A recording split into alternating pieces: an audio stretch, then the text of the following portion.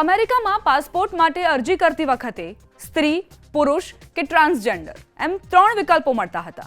પરંતુ હવે પાસપોર્ટ માટેની અરજીમાં જાતિના ખાનામાં ફક્ત સ્ત્રી અથવા તો પુરુષ એ બેમાંથી કોઈ એક જ વિકલ્પ લખી શકાશે.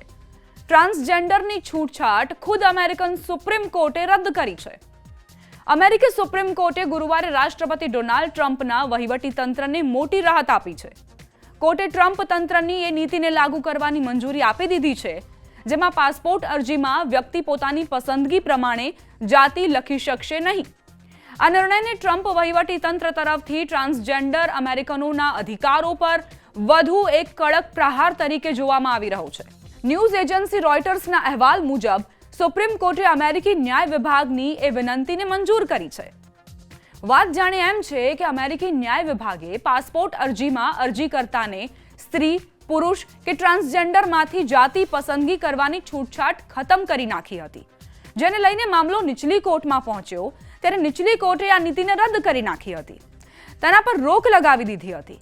આથી ટ્રમ્પ તંત્ર સુપ્રીમ કોર્ટમાં પહોંચ્યું અને નીચલી અદાલતના આદેશને રદ કરવાની માંગ કરી, જેને સુપ્રીમ કોર્ટે માન્ય રાખતા હવે અમેરિકામાં પાસપોર્ટમાં ફક્ત વ્યક્તિનું જન્મ વખતે નોંધાયેલી જાતિ જ માન્ય ગણાશે.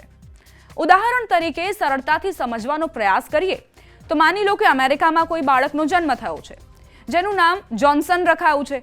જન્મ વખતે હોસ્પિટલમાં ડોક્ટરે તેના શરીરની કુદરતી સંરચના જોઈને તેની જાતિ પુરુષ હોવાનું નોંધ્યું. જન્મ પ્રમાણપત્રમાં સ્વાભાવિક જ જોન્સન પુરુષ હોવાનું નોંધાશે. પરંતુ જોન્સન મોટો થયા બાદ તેનો હાવભાવ, રહેણીકરણી અને હોર્મોન્સ સ્ત્રી જેવા છે અને જોન્સન પણ સ્ત્રી તરીકે જીવવાનું પસંદ કરે છે અથવા તો ટ્રાન્સજેન્ડર તરીકે જીવવાનું પસંદ કરે છે. તો જોન્સન ડોક્ટરના સર્ટિફિકેટના આધારે પોતાની જાતિ પુરુષમાંથી સ્ત્રી અથવા ટ્રાન્સજેન્ડર લખાવી શકતો હતો.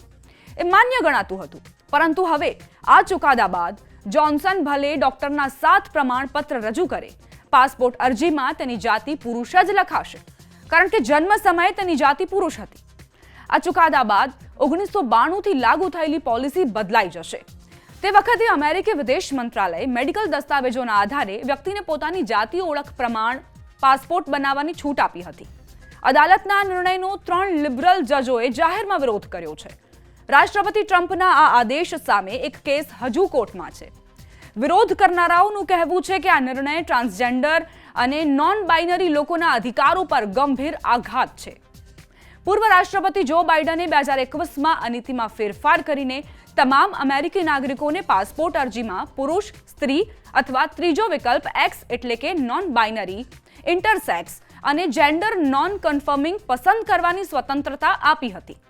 જો કે આ નવા નિર્ણયથી હવે આ સ્વતંત્રતા ખતમ થઈ ગઈ છે. જાન્યુઆરીમાં ફરી સત્તામાં પાછા ફર્યા પછી રાષ્ટ્રપતિ ટ્રમ્પે એક પછી એક કાર્યકારી આદેશ જારી કરીને ટ્રાન્સજેન્ડર લોકોના અધિકારો પર અંકુશ મૂકવાનું શરૂ કર્યું. તેમણે એક આદેશમાં કહ્યું હતું કે અમેરિકી સરકાર ફક્ત 2 જાતિ એટલે કે પુરુષ અને સ્ત્રીને જ માન્યતા આપશે. ટ્રમ્પે જાહેર મંચો પર ટ્રાન્સજેન્ડર ઓળખને ખોટી ગણાવી હતી. સુપ્રીમ કોર્ટે આ જ વર્ષે મે મહિનામાં ટ્રમ્પ વહીવટી તંત્રને સેનામાં ટ્રાન્સજેન્ડર લોકોની ભરતી પર પ્રતિબંધ મૂકવાની પણ મંજૂરી આપી દીધી હતી. રક્ષામંત્રી પીટ હેગ્સેથે આ નીતિનો બચાવ કરતા ટ્રાન્સજેન્ડર સૈનિકો પર વાંધાજનક શબ્દો કહીને વિવાદ ઊભો કરી દીધો હતો.